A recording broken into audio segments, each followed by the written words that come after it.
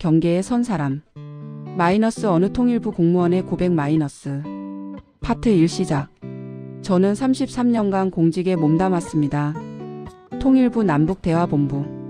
누가 물으면 그렇게 대답했죠. 하지만 솔직히 말하면 저는 그저 작은 톱니다. 마키였습니다. 큰 기계 속에서 돌아가는 이름 없는 부속품이었죠. 환갑을 넘긴 나이에 이제 와서 이런 이야기를 꺼내는 건 용기가 필요한 일입니다. 하지만 말하지 않으면 안 될 것 같습니다. 제 양심이 제 가슴이 그렇게 말하고 있으니까요. 2023년 가을이었습니다. 장관님께서 회의실에 들어오셨을 때 저는 평소처럼 자료를 정리하고 있었습니다. 30년 넘게 해온 일이었죠. 북측 동향 보고서 언론 브리핑 자료 대화 제안문. 손에 익은 일이었습니다. 김서기관. 장관님이 저를 부르셨습니다. 예, 장관님. 이번 대화 제안문 어떻게 생각하나? 저는 순간 망설였습니다. 자료에는 분명히 적혀 있었습니다. 조선민주주의 인민공화국이라는 표현이요. 우리가 지난 수십 년간 공식 석상에서 쓰지 않던 그 호칭 말입니다. 장관님 이견이 있나? 장관님의 눈빛은 진지했습니다. 정치인 특유의 계산된 눈빛이 아니었어요. 진심으로 묻고 계셨습니다. 저는 그날 밤 잠을 이루지 못했습니다. 33년. 저는 이 일을 시작하면서 단 하나의 신념을 가지고 있었습니다. 언젠가는 통일이 되겠지. 내가 그 과정에 작은 보탬이라도 되면 좋겠다. 그게 전부였습니다. 1990년 28살 청년이었던 저는 외무부 지금의 외교부 공무원 시험에 합격했습니다. 아버지는 6.25때 피난을 오신 분이셨죠. 함경도에 두고 온 가족 이야기를 하실 때마다 눈시울을 붉히시던 모습이 아직도 선합니다. 동영아, 내가 공부 잘하는 건 하늘이 준 재능이다. 그 재능으로 나라의 보탬이 되어라. 아버지가 못다 한 일을. 통일이 되는 걸 보고 싶구나. 아버지의 그 말씀이 제 인생을 결정했습니다. 5분 지점 마이너스 반전 포인트 1. 하지만 제가 몰랐던 게 하나 있었습니다. 공직이라는 게 때로는 신념과 현실 사이에서 선택을 강요받는 자리라는 걸요. 파트 2 갈등. 다음날 아침 저는 장관님을 찾아뵙겠다고 비서실에 연락했습니다. 30년 공직 생활 동안 제가 먼저 장관님께 면담을 요청한 건 그때가 처음이었습니다. 보통은 시키는 일만 하는 사람이었으니까요. 들어오시게. 장관실 문을 열고 들어갔을 때 장관님은 창밖을 바라보고 계셨습니다. 광화문이 내려다 보이는 그 사무실에서요. 김서기관 앉으시게. 장관님, 죄송하지만 한 말씀 드려도 되겠습니까?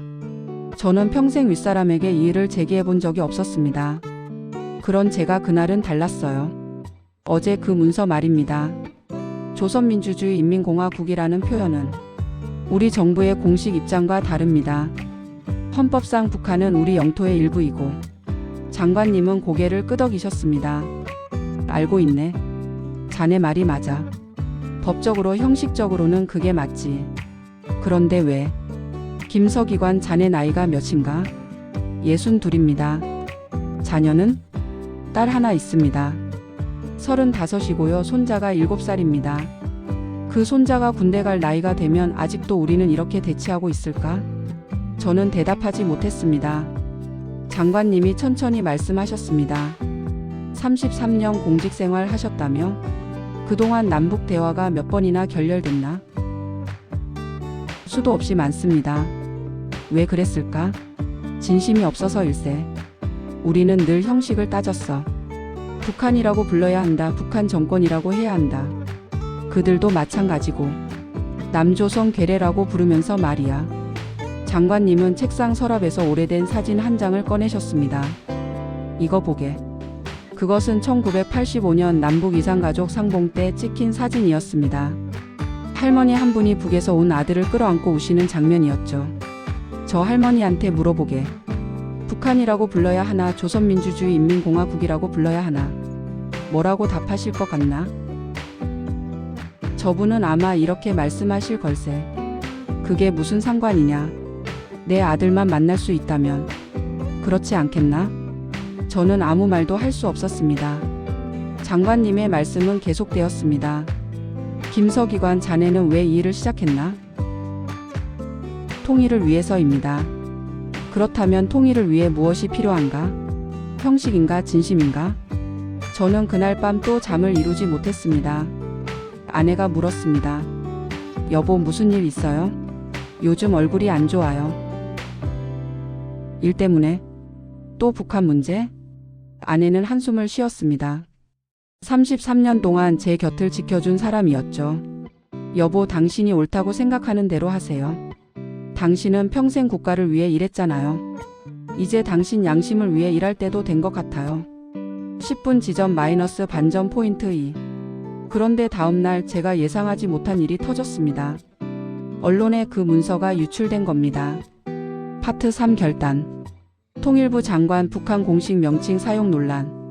야당 장관 사퇴 요구. 전문가들 헌법 위반 소지 지적. 뉴스는 연일 이 이야기로 도배가 되었습니다. 저는 그제야 깨달았습니다. 제가 얼마나 순진했는지를요. 정치라는 건 진심만으로 되는 게 아니었습니다. 여론이 있고 반대가 있고 이해관계가 얽혀 있었죠. 장관실은 순식간에 전쟁터가 되었습니다. 장관님, 사과 기자회견을 준비해야 합니다. 야당에서 국회 출석을 요구하고 있습니다. 청와대에서 입장 정리하라고 연락 왔습니다. 하지만 장관님은 흔들리지 않으셨습니다. 김서기관, 자네 생각은 어떤가? 회의실에 여러 사람이 있었지만 장관님은 저에게 물으셨습니다. 모든 시선이 저에게 쏠렸습니다. 33년 공직 생활. 저는 늘 안전한 선택을 해왔습니다. 윗사람 뜻을 따르고 문제를 피하고 무난하게 살아왔죠. 하지만 그날만큼은 달랐습니다. 장관님. 저는 천천히 입을 열었습니다. 저는 장관님께서 옳다고 생각합니다. 회의실이 술렁였습니다. 1990년부터 지금까지 저는 수없이 많은 대화 제안문을 작성했습니다. 그리고 그 대부분은 북측의 거부로 끝났죠. 왜였을까요? 저는 계속 말했습니다. 우리는 형식을 지키는데 급급했습니다. 우리가 정통성이 있다, 우리가 맞다는 걸 증명하려고만 했죠. 하지만 그게 통일에 무슨 도움이 됐습니까? 김서기관. 한 국장님이 제 말을 끊으려 했지만 저는 멈추지 않았습니다. 제 아버지는 함경도에서 피난 오셨습니다. 거기 두고 온 동생 이야기를 하실 때마다 우셨어요. 돌아가시기 전 마지막 말씀이 뭔지 아십니까? 동생을 못 만나고 가는 게 한이다였습니다. 제 목소리가 떨렸습니다. 상대를 존중하는 것, 그게 대화의 시작 아닙니까? 우리가 먼저 한 발짝 다가가지 않으면 이 분단은 영원히 끝나지 않을 겁니다. 회의실이 조용해졌습니다. 장관님이 고개를 끄덕이셨습니다. 고맙네, 김서기관. 그날 저녁 장관님은 사퇴하지 않으셨습니다. 대신 기자회견을 여셨죠. 저는 통일부 장관으로서 대화의 물꼬를 트고 싶었습니다. 상대를 존중하는 것, 그것이 대화의 시작이라고 믿습니다. 언론은 여전히 비판적이었습니다. 정치권은 분열되었죠. 하지만 놀라운 일이 일어났습니다. 북측에서 답장이 온 겁니다. 30년 만에 처음이었습니다. 물론 대화는 쉽게 진행되지 않았습니다. 여전히 많은 장벽이 있었죠. 하지만 적어도 시작은 되었습니다. 에필로그 15분. 저는 지난해 정년퇴직을 했습니다. 33년 공직 생활을 마감하면서 저는 한 가지 깨달았습니다. 정치와 인간 사이에서 선택을 강요받을 때 우리가 택해야 할 것은 언제나 인간이라는 것을요. 형식보다 진심이, 명분보다 실질이, 체면보다 통일이 중요하다는 것을요. 지금도 통일부 후배들이 밤늦게까지 일하고 있을 겁니다. 남북대화 자료를 만들고 브리핑을 준비하고 더 나은 내일을 꿈꾸면서요. 그들에게 하고 싶은 말이 있습니다. 여러분이 하는 일은 단순한 행정 업무가 아닙니다. 여러분의 모든 문서 한 장, 표현 하나하나가 누군가의 가족 상봉으로 평화로 통일로 이어질 수 있습니다. 두려워하지 마십시오. 때로는 관행을 깨는 용기가 필요합니다. 형식보다 본질을, 정치보다 사람을 선택하는 용기 말입니다. 제 손자가 물었습니다. 할아버지, 북한이 뭐예요? 저는 이렇게 대답했습니다. 글쎄다. 할아버지도 잘 모르겠구나. 하지만 언젠가는 내가 직접 가서 볼 수 있을 거야. 그곳에 사는 사람들을 만나고 백두산도 오르고 말이야. 정말요? 그럼 할아버지가 평생 그 일을 했단다. 그리고 지금도 많은 사람들이 그 일을 하고 있지. 창밖으로 해가 지고 있었습니다. 33년의 공직 생활. 저는 후회하지 않습니다.